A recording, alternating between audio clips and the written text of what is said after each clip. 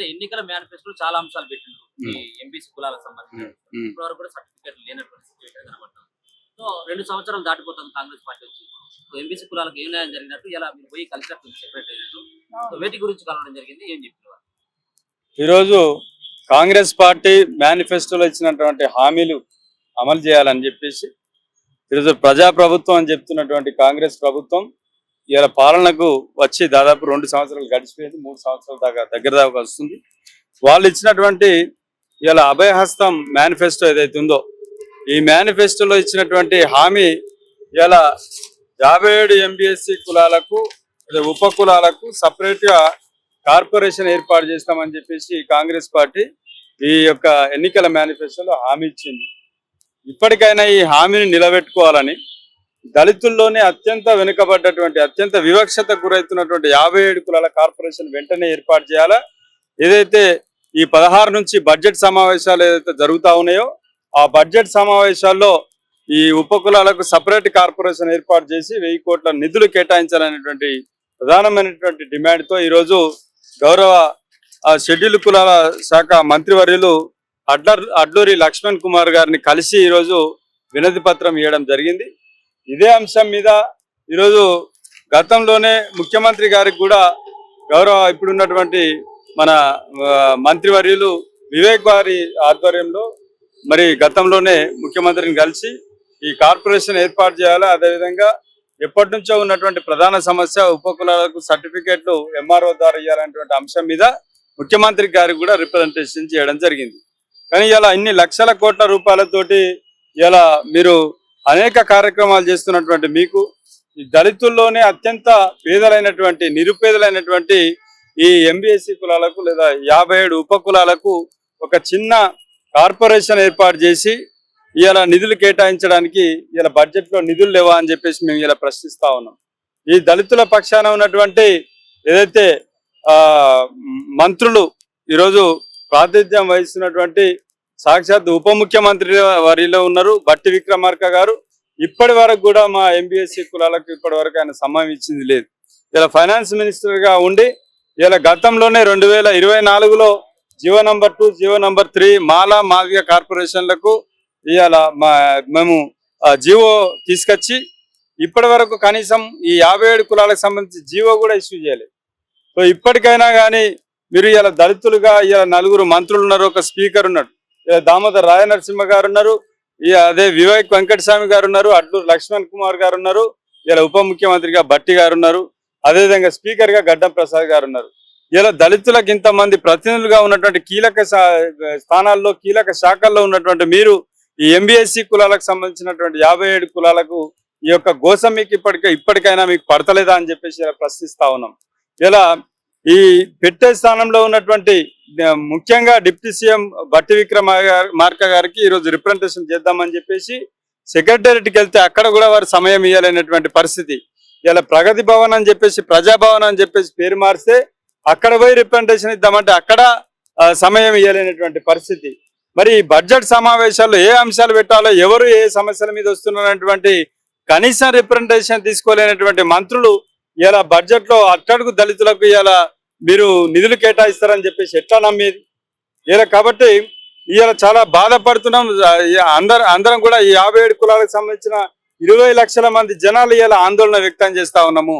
ఇలా కనీసం ఆ కుల ధృవీకరణ పత్రాలు మాకు ఇవ్వమని చెప్పేసి ఇలా దళితులుగా అత్యంత పేదరికంలో ఉన్నటువంటి వీళ్ళకు కనీసం చదువుకునే అవకాశం లేనటువంటి ఇలా అడ్మిషన్ల కాడ కూడా ఇలా మొన్న మెడికల్ అడ్మిషన్స్ కావచ్చు, గురుకులాల్లో ఉన్నటువంటి అడ్మిషన్స్ కావచ్చు, వీటన్నిటిని పొందలేక చాలా మంది ఇలా డ్రాప్ అవుట్స్ గా మిగిలిపోయారు. సో కనీసం చదువుకునే అవకాశం కల్పించారు.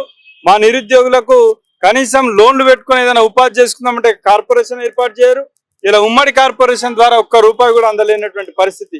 ఇలా ఎస్సీ కార్పొరేషన్ పెట్టి ఇప్పటి వరకు ₹1 కూడా నిధులు కేటాయించలేదు. అదేవిధంగా మా కులాల్లో ఉన్నటువంటి చేతి వృత్తిదారులైనటువంటి ఇలా మోచి కావచ్చు, సంగర్ కావచ్చు, మాదిగ కావచ్చు, ఈ కులాలకు ఏదైతే లెదర్ ఇండస్ట్రీస్ పెడతామన్నారో ఆ లెదర్ కార్పొరేషన్ కూడా ఇప్పటి వరకు లేదు. నెడ్ క్యాప్ కార్పొరేషన్ గత ప్రభుత్వంలో ఉండే గత ఉమ్మడి రాష్ట్రంలో, ఇప్పుడు దాని ఊసే లేకుండా పోయింది. ఇలా పేరుకు దళితులకు అన్నిటి ఇలా ఎస్సీ వర్గీకరణ ఒకటి చేసాం, ఇక మీరు తన్నుక సావండి అనే రీతిలో ఇలా ప్రభుత్వము ఇలా చేతులు దులిపేసుకుంటా ఉన్నది. ఈ వర్గీకరణ తర్వాత ఫలాలు పొందాలన్నా అందాలన్నా గానీ వాళ్ళకు ఉన్నటువంటి మౌలిక సమస్యలు ఏవైతే ఉన్నాయో వీటిని పరిష్కరించే బాధ్యత ఇలా ప్రభుత్వం మీద ఉంది. ఇలా మంత్రులు కేవలం ఇలా మా చేతుల్లో ఏం లేదని చెప్పేసి దులిపేసుకుంటే మరి మా అంశాలను మా యొక్క సమస్యలను ముఖ్యమంత్రి దాకా తీసుకుపోయేది ఎవరు? మంత్రులే కదా. ఆ మంత్రులే పట్టించుకోకుండా ఈ సమస్య కాదు, ఇలా మేము కార్పొరేషన్కు ఇలా మేము చేయలేము, లీడ్ క్యాప్ సంస్థను మేము పెట్టలేము, మీరు ఎవరు మరి వాళ్ళకి చెప్పాల్సింది. కాబట్టి మీడియా ద్వారా ఇలా ముఖ్యమంత్రి గారికి తెలియజేస్తా ఉన్నాం, ఇలా మా మంత్రులను నమ్ముకున్నటువంటి ఆ పరిస్థితి లేదు. కాబట్టి నేరుగా ముఖ్యమంత్రి గారు దృష్టి పెట్టి ఎస్సీ ఉపకులాలకు మీరు ఏదైతే హామీ ఇచ్చారో దాని ప్రకారమే ఇలా ప్రభుత్వానికి అండగా నిలబడ్డం. ఎస్సీ ఉపకులాల హక్కుల పోరాట సమితి ఆధ్వర్యంలో వర్గీకరణలో కూడా ఎవ్వరు సపోర్ట్ చేయకుండా మేము బలంగా సపోర్ట్ చేసి వర్గీకరణకు సానుకూలంగా ఉండి వర్గీకరణ అమలు చేసే కాడ ఇలా షమీమ్ అఖ్తర్ రిపోర్టు ఇచ్చే కాడ కూడా మేము కీలకంగా వ్యవహరించాం. ఇలా మేము అన్ని రకాలుగా మీ ప్రభుత్వం ఏర్పాటు చేయడానికి మా శ్రమ మా యొక్క కృషిని ఇలా మీరు గుర్తించి మా సమస్యలు పరిష్కరించండి. మేము గొంతమ్మ కోరికలు అడుగుతలేం. మాకున్నటువంటి ప్రధానమంత్రి ఒక చిన్న సర్టిఫికేట్ ఇవ్వడానికి మీకు ఏమైనా వేల కోట్ల రూపాయలు ఖర్చు అవుతాయి అండి. దానికి ఒక చిన్న జీవో ఇష్యూ చేయడానికి ఇలా రకరకాల కారణాలు సాకులు చెప్పి ఇలా మా సమస్యలు పరిష్కరిస్తలేరు. ఒక చిన్న కార్పొరేషన్ ఏర్పాటు చేయడానికే ఇలా మీ ప్రభుత్వానికి మీకు చేతులు రాకపోతే డబ్బులు విదిలించడానికి ఇలా మరి పేద ప్రజలకు మీ ఇలా ఇందిరమ్మ రాజ్యం తీసుకొస్తామని చెప్పేసి మాట్లాడుతా ఉన్నారు. ఎట్లా ఇది నమ్మేది అని చెప్పేసి అలా ఖచ్చితంగా రాజకీయంగా ఇక్కడ వరకు మొన్న కూడా మేము మీరు అడిగిన మీడియాకు ప్రత్యక్షంగా చెప్పినాం. కనీసం స్థానిక సంస్థల్లోనైనా 57 కులాలకు స్థానం కల్పించాలంటే ఎక్కడ కూడా కల్పించిన పరిస్థితి లేదు. ఇలా కార్పొరేషన్ కానీ నామినేటెడ్ పదవుల్లో కానీ మీరు పేరుకే వర్గీకరణ చెప్తే సరిపోదు.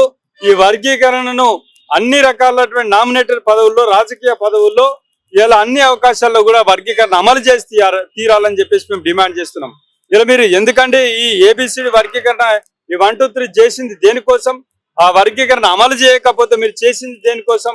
ఈ ఒక్కసారి ఇలా ముఖ్యమంత్రి గారు ఆలోచన చేసుకోవాలి. నిన్నటి సభలో చెప్పిండు, మాదిగ ఉద్యోగుల సభలో ముఖ్యమంత్రి గారు మాట్లాడిండ్రు, మేము ఇలా దళితుల పక్షాన ఉంటా, నేను మాదిగలకు పెద్దన్నగా ఉంటా, మాదిగ ఉపకులాలకు మేము న్యాయం చేస్తామని చెప్పారు. కనీసం మేము వస్తామంటే మాకు అపాయింట్మెంట్ ఇచ్చి మా సమస్య నిన్నప్పుడు మీరు ఎప్పుడు పరిష్కారం చేస్తారు? ఇంకా 2 సంవత్సరాలే ఉన్నది కదా మీ పదవీ కాలం. ఈ లోపల మరి ఈ కులాలకు న్యాయం చేయనట్లయితే మళ్ళీ మీరు ఎన్నికలకు ఎట్లా వస్తారు? మా ఓట్లు ఎట్లా అడుగుతారని చెప్పేసి మేము ఇలా ప్రభుత్వాన్ని డిమాండ్ చేస్తాం. అడ్లూరు లక్ష్మణ్ కుమార్ గారు ఇలా ఖచ్చితంగా కుల ధృవీకరణ పత్రాల సమస్యను పరిష్కరిస్తామని చెప్పేసి వారు హామీ ఇచ్చిండ్రు. వారికి పదే దాదాపు 20 సార్లు రిప్రజెంట్ చేయడం జరిగింది. ఈ రోజు కూడా వాళ్ళు ఇంకా నెల లోపల సమస్య పరిష్కారం చేస్తామన్నారు. కానీ ఈ కార్పొరేషన్ విషయంలో ఇలా ఇది నా చేతిలో ఉన్నది కాదు, ఇది ప్రభుత్వం చేతిలో ఉన్నదని మాట్లాడుతూ ఉన్నారు. ప్రభుత్వాన్ని దృష్టికి తీసుకోవాల్సింది, ముఖ్యమంత్రి దగ్గర తీసుకోవాల్సింది ఒక మంత్రిగా మీ బాధ్యత కదా. అది మేమైతే పోయి చెప్పలేం కదా. మేము ఇచ్చినటువంటి సమస్యను రిప్రజెంటేషన్ మీరు తీసుకోవాలంటే సమస్య కాదని చెప్పేసి పక్కన పెట్టేటువంటి పరిస్థితి.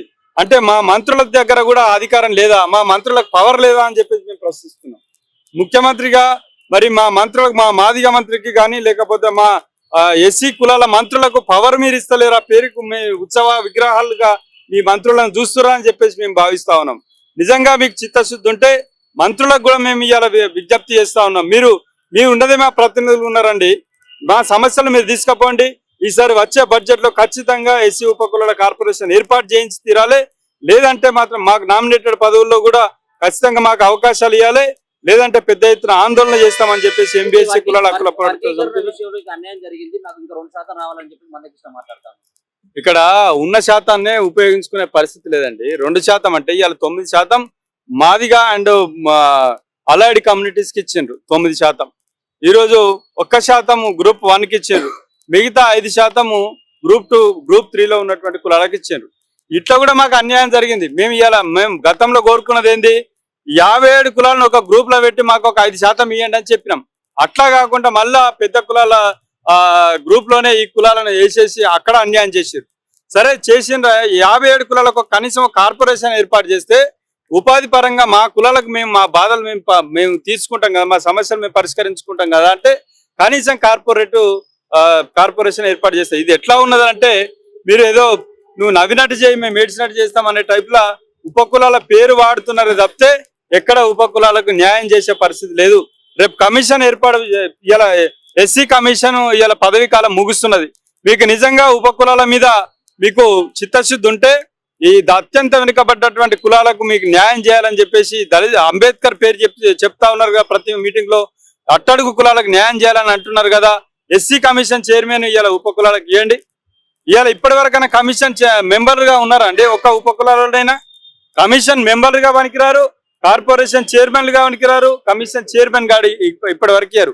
కనీసం రేపు జరగబోయేటువంటి బాబు జయంతి ఏదైతే అంబేద్కర్ జయంతి ఉత్సవాలు ఏదైతే ఉన్నదో ఆ జయంతి ఉత్సవాల కమిటీ కూడా చైర్మన్ కూడా ఇప్పటి వరకు ఉప కులాలకు ఇవ్వలే. ఇలా కార్పొరేషన్ చైర్మన్ ఇక్కడ పక్కన పెడితే ఈ ఉత్సవాల కమిటీ చైర్మన్ కూడా ఇప్పటి వరకు ఇవ్వలే. కాబట్టి ఇలా మీరు నిజంగా చిత్తశుద్ధితోనే మీరు మాట్లాడి ఇలా ఈ పేద దళితులకు న్యాయం చేయాలనేటువంటి ఇలా మీ ఆలోచన నిజమైతే దాన్ని అమలు చేయండి.